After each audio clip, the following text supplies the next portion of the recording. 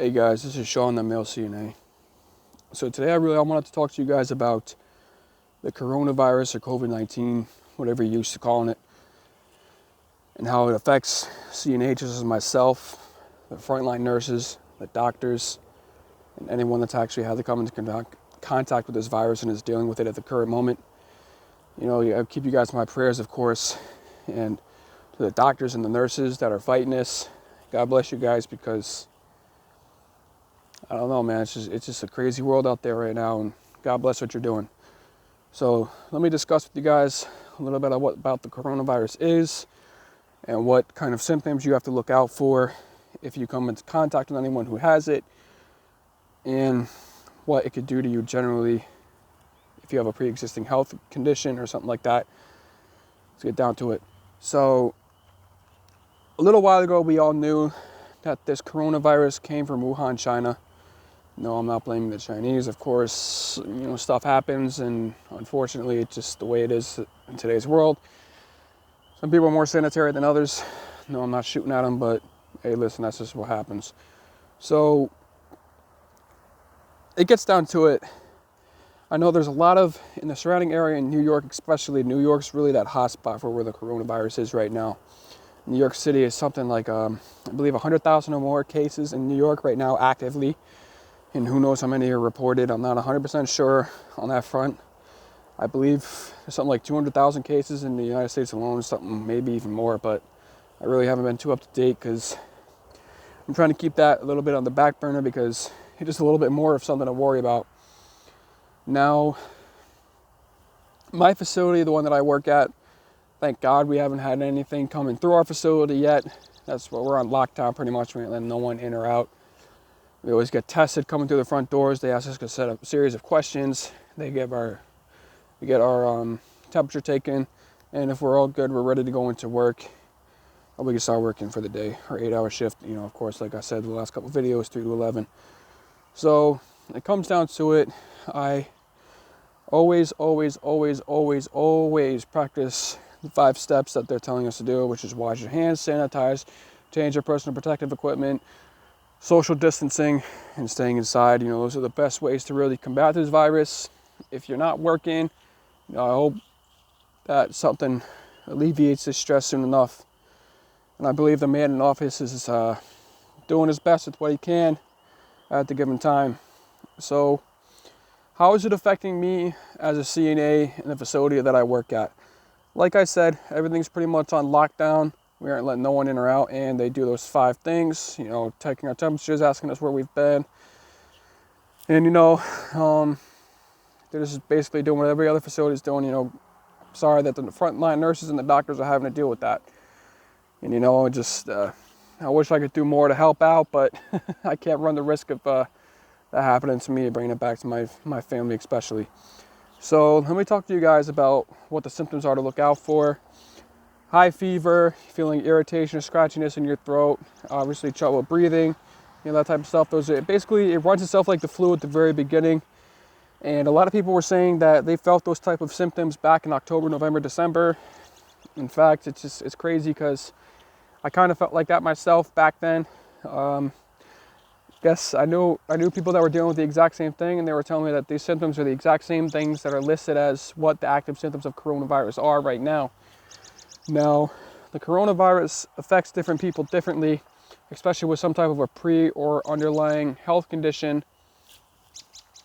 You know, I know that people with the asthma and or other respiratory type issues definitely run a risk of developing pneumonia and whatnot. At least I believe so.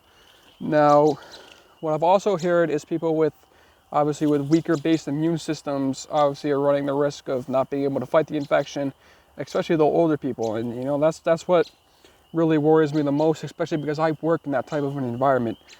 What's crazy is a lot of people don't understand is that you have to stay home. That is the most underlying thing that I can tell everybody. Stay home. If you are worried about getting infected, you need to stay home because you are running the risk of infecting other people. And I've seen some ignorant ass people posting videos on Instagram, Snapchat, whatever it is, and they do not care. They're straight up, they're walking inside these places with hundreds of other people, And it's like, why would you be so ignorant as to try and infect others, you know? But that's besides the point. So let's get back to it. Now, I always tell my fellow CNAs that obviously run the risk of catching it quicker than others because we work in the healthcare system ourselves. You know, as a CNA inside a nursing home, I thank God every day that I haven't come into contact with it yet.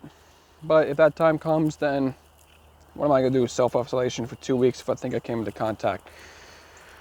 Now, the one thing I guess I'm most worried about is the fact that there's just that much ignorance out there, you know, affecting me personally and my other CNAs in the workplace. There's ones that I know that have asthma.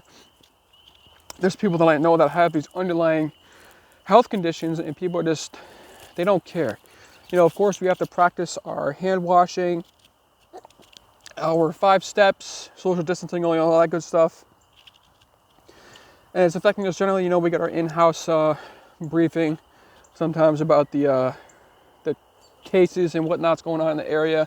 We're given a sheet about what to look out for if our temperature's raising, you know, obviously the throat. Now, I've repeated a couple things, but those are very important for y'all to look out for in case this coronavirus comes near you, wherever it may be, wherever you're watching this at. Now, I've been asked by a couple of people to address something else. What is the difference between the flu and the coronavirus itself? Now, in the long run, I'm not 100% sure on that. Because like I said, I'm going to be going to school for my LPN, you know, hopefully I can learn a little bit more. But like I said, I guess maybe it's just a higher base temperature, but that's what I've read all over the internet, is that the coronavirus itself acts almost exactly like the flu. Elevated temperature, trouble breathing, itching or scratching or irritated throat. You know, it's just, it's crazy that mortality rate, I believe, is less than the flu, but it runs its course of contamination quicker and gets to people quicker than the flu does, just because I believe the amount of people that are actually coming into contact with each other. And just like I said, man, y'all gotta practice your social distancing and washing your hands and changing out personal protective equipment. And I see another thing I see all the time when I'm out in public is you guys have got to stop touching things and then bringing your hand to your face. I don't understand how I see Karen and Susan inside ShopRite. I'm 15, 20 feet away from them. I see them coughing onto a shelf, and it's like, okay, what is the point of having a face mask on, wearing gloves, eating a bag of chips with a soda in your shopping cart, and then bringing your cell phone up to your face and talking on it?